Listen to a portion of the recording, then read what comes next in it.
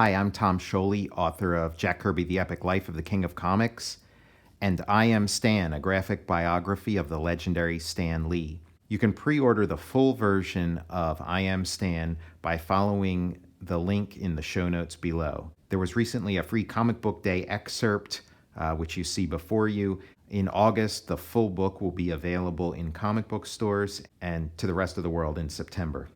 So here it is, the final DC comic, the ultimate DC superhero story. You don't get any more ultimate or any more final or better than this. Unfortunately, it has the Elseworlds branding, so it didn't really happen. It's an imaginary story, but aren't they all, as Alan Moore once said.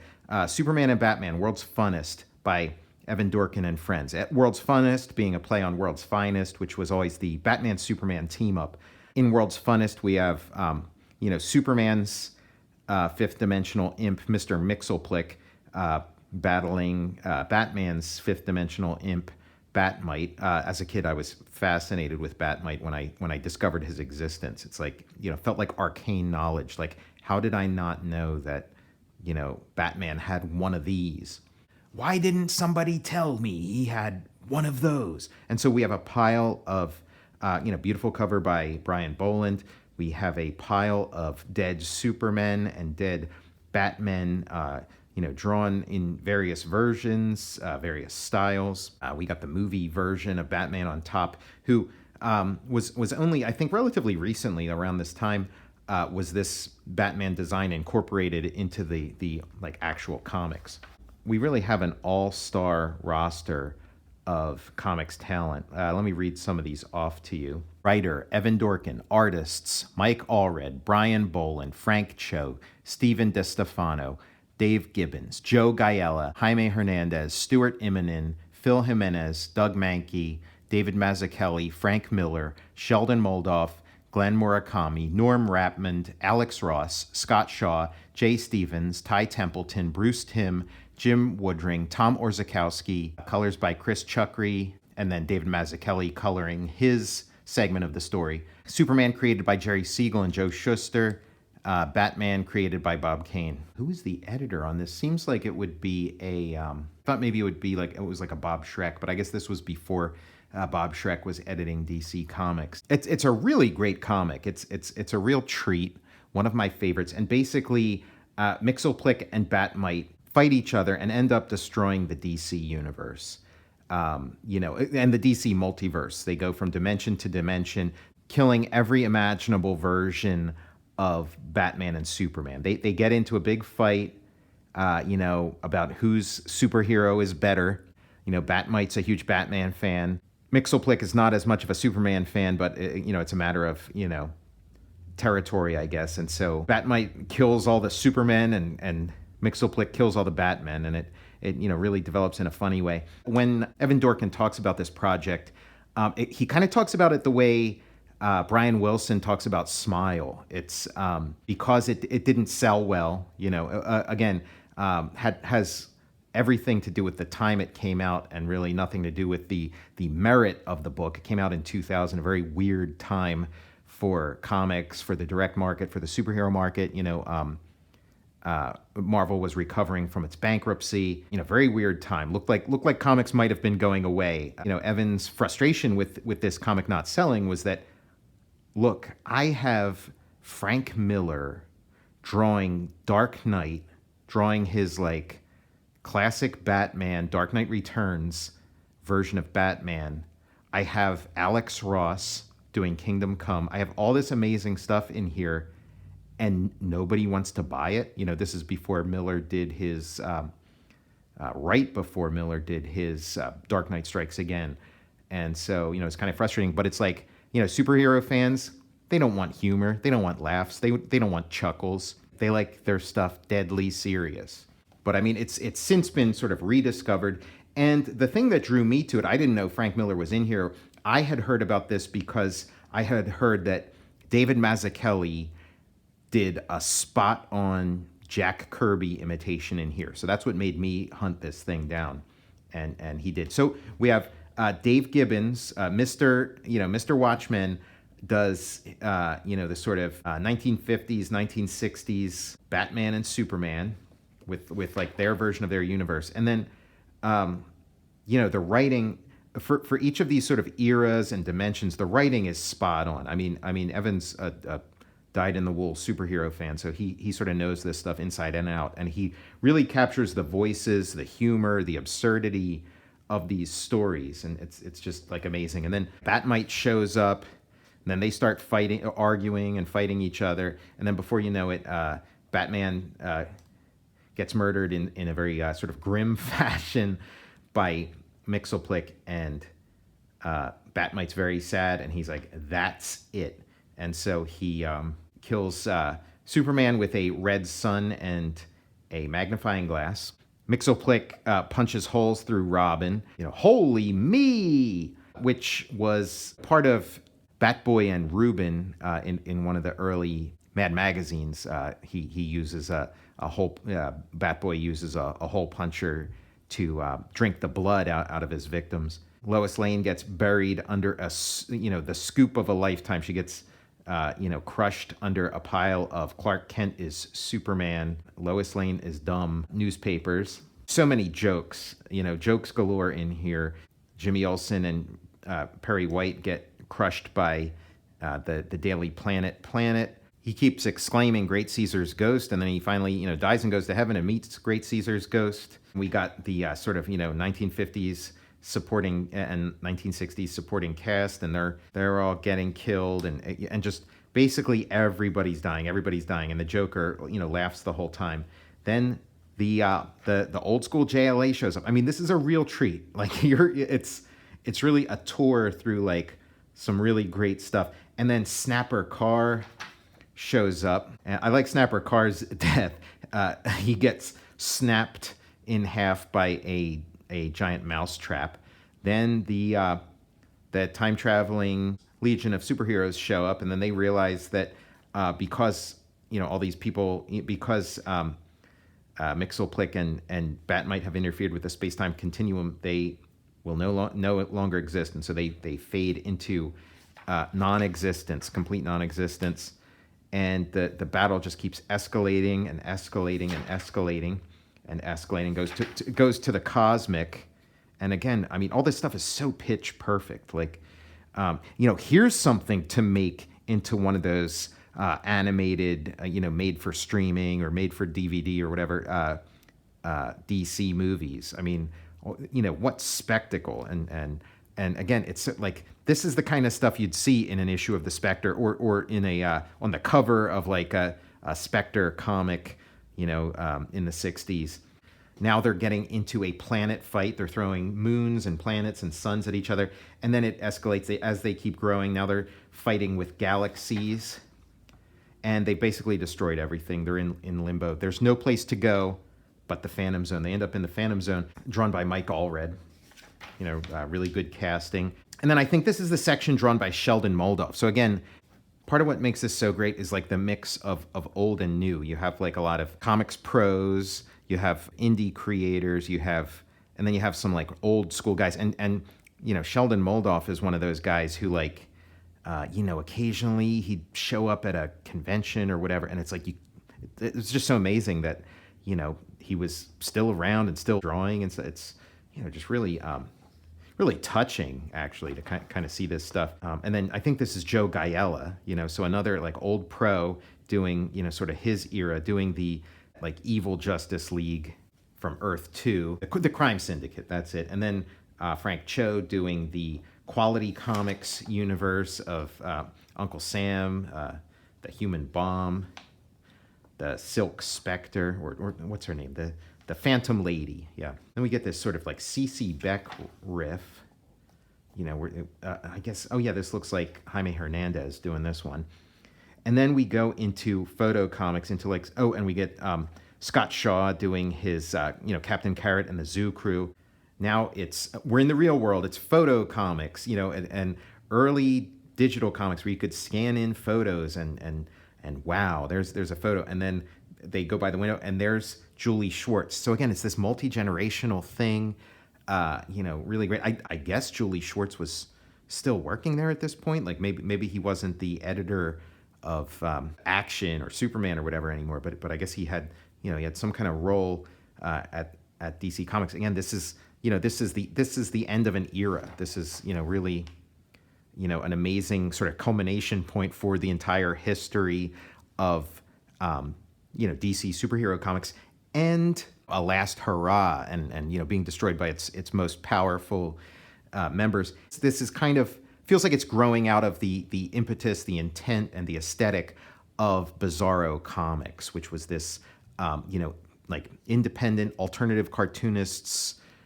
driven DC comic graphic novel anthology, whatever you want to call it, and it really meant a lot to me when it came out, because again, I wasn't really that interested in what was going on in DC Comics of that time, except for that. That kind of blew my mind a little bit, and it was interesting seeing these people who you would never think of as working on a DC comic coming in from a fresh perspective and doing like really amazing things with it. Jim Woodring gets to illustrate the fifth dimension where Mxyzptlk and Bat-Mite live, and they're destroying it, and then it's like Mxyzptlk tells him his full name, and it just goes on and on and on. Great gag. And then here's what I bought this book for. Here's what I came for. And it's Dave Mazzucchelli, who doesn't show up in a DC comic very often, and he comes there to do one of the best Kirby imitations I've ever seen. Just really fun. And then the writing. I mean, like, Evan's a huge Kirby fan, and it's like man, it's so close it hurts. Like it really, a loving and poking fun kind of tribute to the king. So that dumpy little ingrate. Just wait till I eow. So I mean, already like ingrate. Already we're getting sort of like this old school terminology, like ingrate. That's something like my dad would say. Ye gods, what sort of stink pit did that little pest pick for a hidey hole this time? Again, like any kind of like anachronistic, hidey hole, any kind of anachronistic, funny sounding word you can think of it just so fits like the Kirby voice. Hurry, my fellow warriors, the master has inaugurated the great rally. At last, the final push is here. Yeesh, someone actually lives on this charcoal briquette. Ugly little Boy Scouts, too. Wonder what this final push jazz is about. Children of Apocalypse, rejoice, for the pact is over. Peace is dead, and in its wake, ultimate war is declared. Huh? So it sounds like Mxyzptlk traveled back in time to the point where Darkseid is violating the pact from issue 7 of the New Gods and sending the hordes of Apocalypse, to do, sort of enter into the great war that is depicted in the New Gods comic. Soon you will all know the joy and glory of fighting and dying for your master. Darkseid, he who is might above all.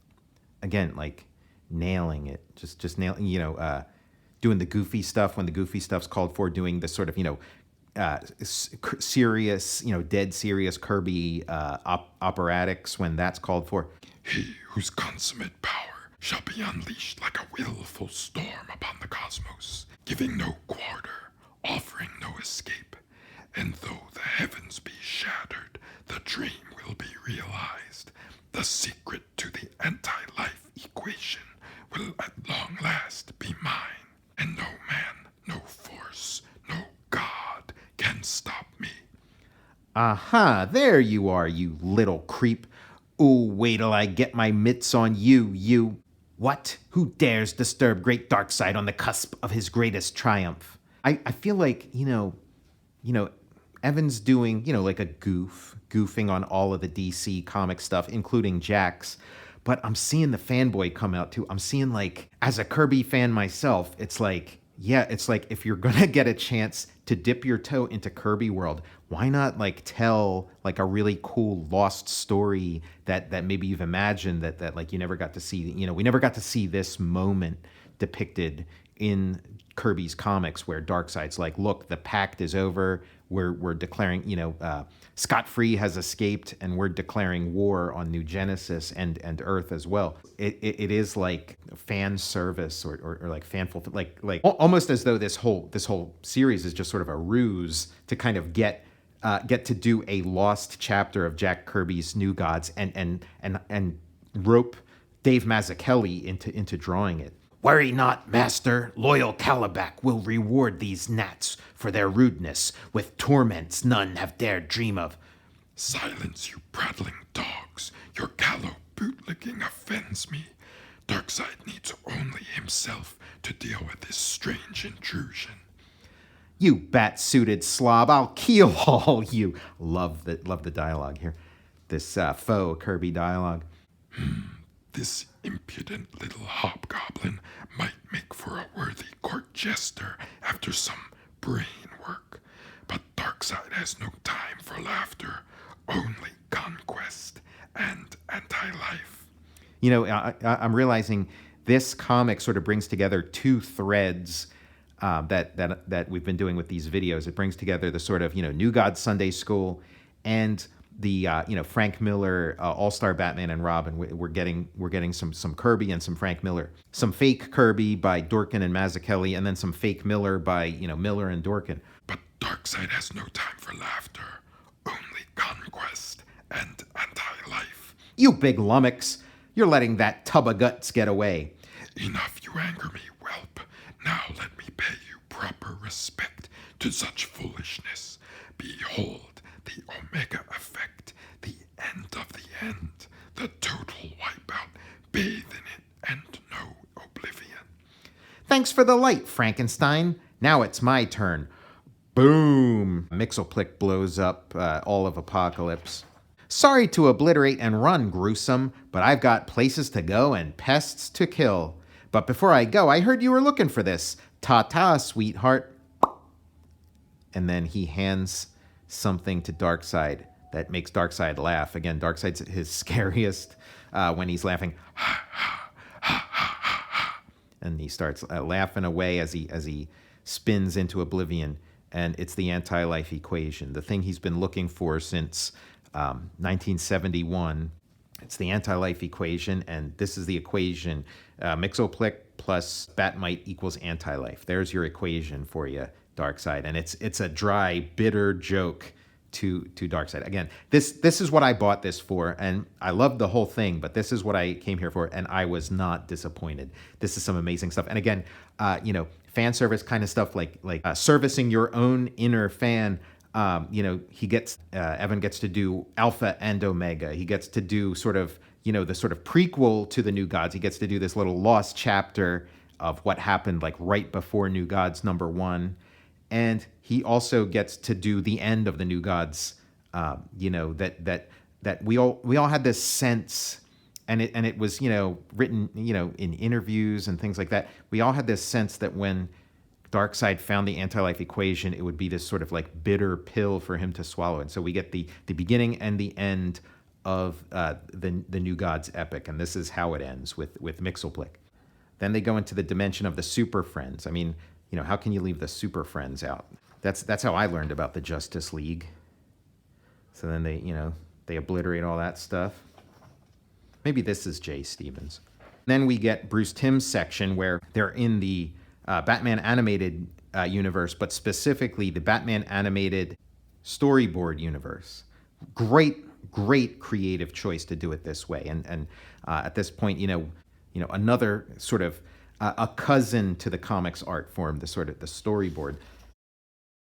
And now the other pillar of this, for me at least, Mxyzptlk finds his way into Frank Miller's Dark Knight Returns, and it's drawn by Frank Miller.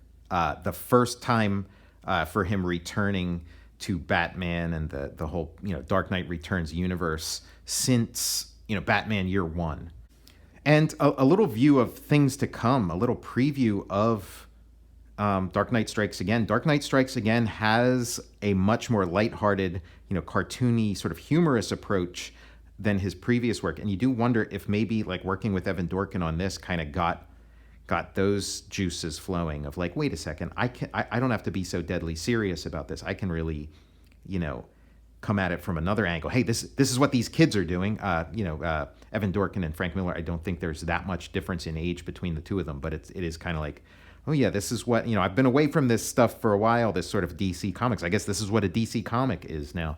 I can have some fun and goof around. Little did he know.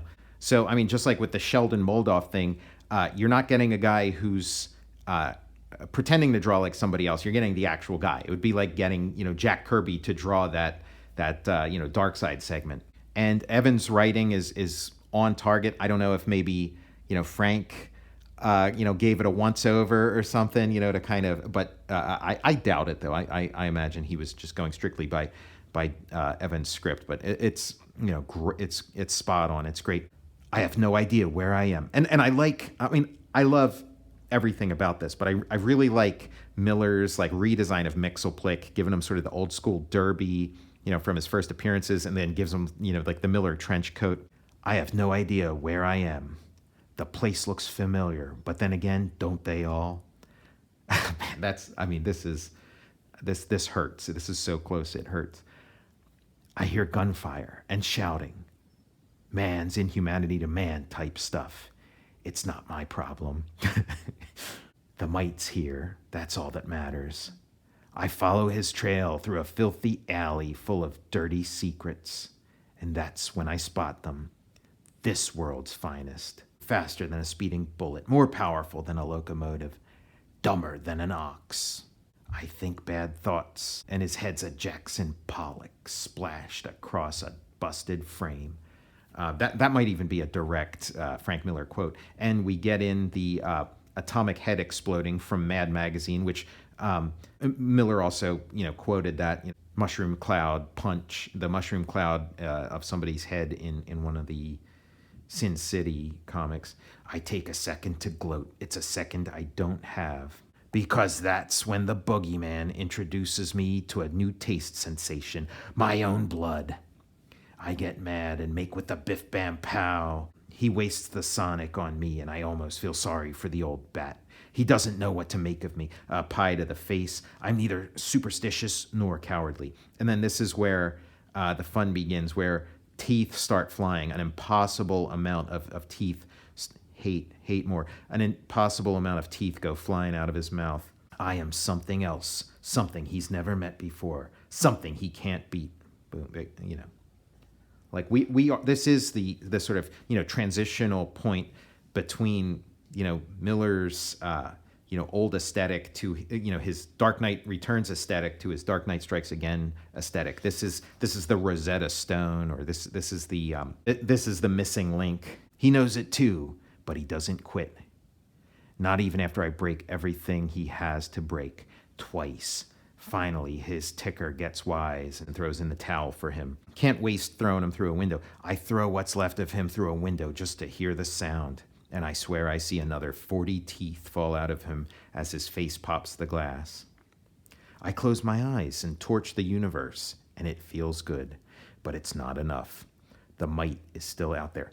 Hey, Mixie Spillane, you can quit talking to yourself now. Mixie Spillane, a great joke. Now we end up in the 90s. Like this is, or 2000, late 90s, early 2000s. This is the sort of concurrent, this is what's going on in the mainstream of DC at the time this comic's made. And this is where the most venom is reserved for this stuff, because this is for some people this is their golden age for comics. I would guess for Evan Dorkin, I would guess he is not a fan of this stuff, but far be it from me to say. And there, he meets Batman, and again, like I was saying, Batman started dressing like the Batman from the Michael Keaton movies in the comics, and Batmite doesn't recognize this Batman. He's like, this Batman's his idol is kind of scaring him a little. And now I guess this would be like the Grant Morrison era of the Justice League. It's just getting grim, and now Mxyzptlk's just going through the motions, destroying them. And then we end up in George Perez, Crisis on Infinite Earths. I guess they didn't manage to get George Perez on board to draw this. I mean, I'm sure he was busy, but I assume like maybe some people didn't want to actually parody their own legacy. But this one's pretty funny. You know, they're gathered for the Crisis on Infinite Earths on that, you know, JLA satellite or whatever. Mxyzptlk shows up. P.U., this joint reeks. Don't any of you sweat boxes carry deodorant in your trunks? So, I mean, I like that joke. I like the idea because George Perez was famous for like filling every square inch of his comics with every imaginable character. Like he did not shy away from, you know, the hard work of drawing a million characters, and it became his trademark. It's sort of his superpower. It's the thing that set him apart. And here we're kind of making fun of that. Like what must it smell like to have this many super characters all squeezed into this space? It's you know, a great joke. The carnage continues, and it's like, okay, why not go into the future? We're destroying the Atomic Knights, the Jonah Hex future. Hey, let's destroy the Ditko verse in a panel. Let's you know, destroy Blue Beetle, the Question, and Captain Atom, and the Charlton characters, not necessarily just Ditko. There's Judo Master, there's Peacemaker. How about Enemy Ace? How about Amethyst, Princess of Gemworld? Hey, let's destroy Heaven while we're at it. Let's destroy you know, the Revolutionary War. Let's destroy World War II. Let's destroy you know, Commandy's Earth AD. Let's destroy Space Cabbie's world. Let's get into some deep cuts here. Mxyzptlk's had enough. You know, we get even more in here. We get OMAC. We get the Warlord, his like earliest costume. We get the DC 1 million characters. Space Hunter. That's a character I was thinking about working on when I worked on, you know, again, when I worked on Superpowers, you know, looking for like super obscure characters that they'll let you do whatever you want with. Batman Beyond. And now the other thing that Evan Dorkin assumed would have been a huge draw for comics fanboys. I mean, we got Alex Ross. I mean, this was, you know, he was kind of king in this era. You know, Alex Ross was like, you know, a hit machine, you know, at this time. And so we get the Kingdom Come universe. Again, you know, beautifully rendered.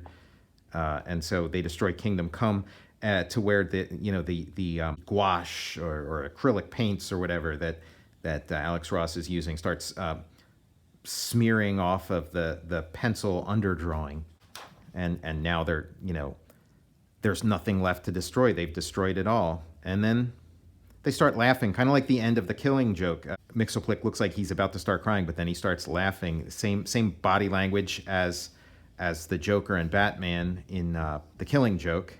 And now they're both laughing, cracking up, because as it turns out, same time next Tuesday, this is a weekly tradition for them. Same time next Tuesday, you're on. They with their, you know, sort of infinite powers, destroy the multiverse every week, every Tuesday. They destroy the DC universe and then put it, you know, right back together as if none of this ever happened, because that is the extent of their infinite power. And Robin has a sense that something really horrible happened, but I guess not. He can't put his finger on it, and they all laugh, and Mxyzptlk and Batmite get to have the last laugh. So there you are, like a real masterpiece. You know, a wonderful little comic. And you know, if you're a fan of comics art, comics artists, comics history, the process of making comics, if you like to laugh, if you like Jack Kirby, if you like Frank Miller, just a great comic. I'm Tom Scioli, author of Jack Kirby, The Epic Life of the King of Comics, and I am Stan. And in the show notes below, there's a pre-order link where you can pre-order the full version of the I Am Stan book. I'll see you next time.